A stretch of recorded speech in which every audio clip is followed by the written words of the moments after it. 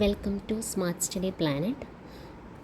PSC Thiruvananthapuram ജില്ലയ്ക്ക് വേണ്ടി നടത്തിയ LDC തിരുവനന്തപുരം എക്സാമിലെ ഫൈനൽ ആൻസർ കീ പബ്ലിഷ് ചെയ്തിട്ടുണ്ട്. ഈ ഒരു ആൻസർ കീ പ്രകാരമുള്ള ഉത്തരങ്ങളാണ് നമ്മൾ ഇനിയുള്ള വീഡിയോസിൽ ഡിസ്കസ് ചെയ്യാനായിട്ട് പോകുന്നത്. ഓക്കെ, ഫസ്റ്റ് ക്വസ്റ്റ്യൻ, താഴെ കൊടുത്തിരിക്കുന്നവയിൽ ശരിയായ കാലഗണനാക്രമം ഏത്? ശരിയായ കാലഗണനാക്രമം ഏത്? തന്നിരിക്കുന്ന ഓപ്ഷൻസ്: വൈക്കം സത്യാഗ്രഹം, ചാന്നാർ ലഹള, ക്ഷേത്രപ്രവേശന വിളംബരം, മലബാർ കലാപം. ഈ തന്നിരിക്കുന്ന സംഭവങ്ങൾ നടന്ന വർഷങ്ങൾ 1924 ആണ് വൈക്കം സത്യാഗ്രഹം, ചാന്നാർ ലഹള 1869, ക്ഷേത്രപ്രവേശന വിളംബരം 1936, മലബാർ കലാപം 1921. ഈ സംഭവങ്ങൾ നടന്ന വർഷത്തിനനുസരിച്ച് ഇവയെ ഓർഡറാക്കി എഴുതുമ്പോൾ ആദ്യം ചാന്നാർ ലഹള, രണ്ടാമത് മലബാർ കലാപം, മൂന്നാമത് വൈക്കം സത്യാഗ്രഹം, നാലാമത് ക്ഷേത്രപ്രവേശന വിളംബരം. അപ്പോൾ കറക്റ്റായ ആൻസർ ഓപ്ഷൻ ബി ആണ്.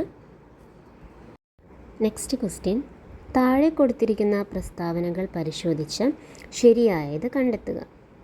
തന്നിരിക്കുന്ന ഓപ്ഷൻസ്: പ്രവർത്തിക്കുക അല്ലെങ്കിൽ മരിക്കുക എന്നത് ക്വിറ്റ് ഇന്ത്യ സമരത്തിലെ മുദ്രാവാക്യമാണ്.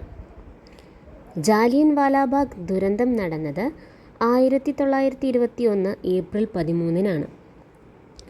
1948 ജനുവരി 20-ന് ഗാന്ധിജിയുടെ നേരെ ഒരു വധശ്രമം നടന്നു. ലാസ്റ്റ് വൺ, രണ്ടാം വട്ടമേശ സമ്മേളനം 1931 സെപ്റ്റംബറിൽ ലണ്ടനിൽ വെച്ച് നടന്നു. ഇതിലെ കറക്റ്റായ ആൻസർ ഓപ്ഷൻ സി, 1, 3, 4 പ്രസ്താവനകൾ ശരിയാണ്. പ്രവർത്തിക്കുക അല്ലെങ്കിൽ മരിക്കുക എന്നത് ഏത് സമരത്തിലെ മുദ്രാവാക്യമാണ്? Quit India സമരത്തിലെ മുദ്രാവാക്യമാണ്. ഈ പ്രസ്താവന ശരിയാണ്. നെക്സ്റ്റ്, 1948 ജനുവരി 20-ന് ഗാന്ധിജിയുടെ നേരെ ഒരു വധശ്രമം നടന്നിട്ടുണ്ട്. ഈ പ്രസ്താവനയും ശരിയാണ്.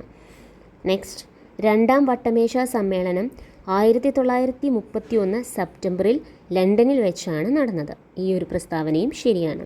അപ്പോൾ തെറ്റായ പ്രസ്താവന ഓപ്ഷൻ ബി, ജാലിയൻ വാലാബാഗ് ദുരന്തം നടന്നത് 1921 ഏപ്രിൽ 13-നാണ് എന്ന പ്രസ്താവനയാണ്. ശരിക്ക് ആ പ്രസ്താവന എങ്ങനെയാണ്? ജാലിയൻ വാലാബാഗ് ദുരന്തം നടന്നത് 1919 ഏപ്രിൽ 13-നാണ്.